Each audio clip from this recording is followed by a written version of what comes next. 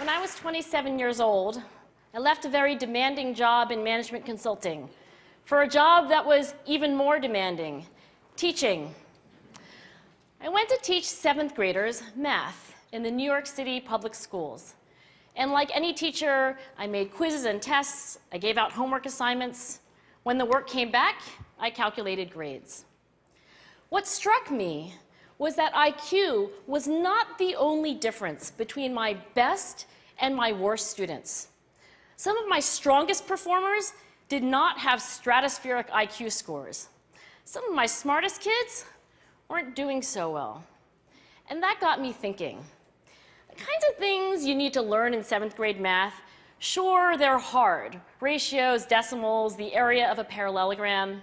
But these concepts are not impossible. And I was firmly convinced that every one of my students could learn the material if they worked hard and long enough. After several more years of teaching, I came to the conclusion that what we need in education is a much better understanding of students and learning from a motivational perspective, from a psychological perspective. In education, the one thing we know how to measure best is IQ. But what if doing well in school and in life depends on much more than your ability to learn quickly and easily? So I left the classroom and I went to graduate school to become a psychologist. I started studying kids and adults in all kinds of super challenging settings. And in every study, my question was, who is successful here and why? My research team and I went to West Point Military Academy. We tried to predict which cadets would stay in military training and which would drop out. We went to the National Spelling Bee and tried to predict which children would advance farthest in competition. We studied rookie teachers working in really tough neighborhoods, asking which teachers are still going to be here in teaching by the end of the school year. And of those, who will be the most effective at improving learning outcomes for their students?